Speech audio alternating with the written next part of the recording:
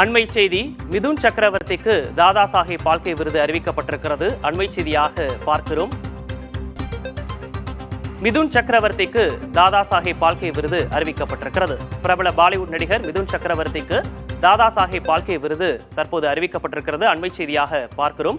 அறிமுகமான படத்திலேயே தேசிய விருது வாங்கிய நடிகர் மிதுன் சக்கரவர்த்தி என்ற பெருமைக்கு உள்ளாகியிருக்கிறார். டிஸ்கோ டான்சர் திரைப்படம் மூலமாக இந்தியா முழுவதும் புகழ் பெற்றவர் மிதுன் சக்கரவர்த்தி. தற்போது அவருக்கு தாதா சாஹேப் பால்கே விருது அறிவிக்கப்பட்டிருக்கிறது.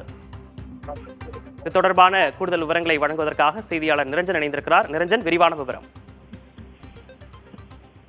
மத்திய அமைச்சர் அஸ்வினி வைஷ்ணவ் வெளியிட்டிருக்கக்கூடிய செய்தியில் முதுபெரும் நடிகர் மிதுன் சக்கரவர்த்திக்கு தாதா சாஹேப் பால்கே விருது அறிவிக்கப்படுவதாக அறிவித்திருக்கின்றார்.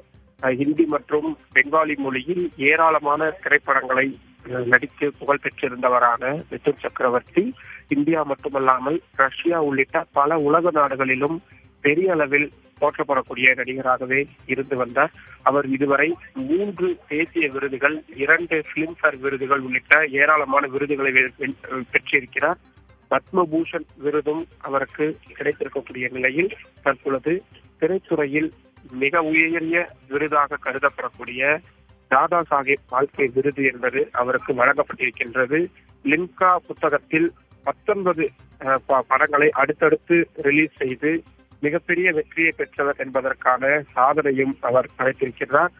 இந்திய சினிமாவை பொறுத்தவரை தவிர்க்க முடியாதவராகவும் அரசியல் வாழ்க்கையிலும் முக்கியமான சில இடங்களை பெற்றிருந்தவருமான மிதுன் சக்கரவர்த்திக்கு நாட்டின் திரைத்துறைக்கான மிக முக்கிய விருதானது தற்பொழுது வழங்கப்பட்டிருக்கிறது. பாரதிய ஜனதா கட்சியில் அவர் தற்பொழுது இருந்து வருகின்றார். ஏற்கனவே அவர் திரிணாமுல் காங்கிரஸ் கட்சியின் சார்பாக ராஜ்யசபா உறுப்பினராக இருந்து வந்தார் என்பது மிக முக்கியமானது.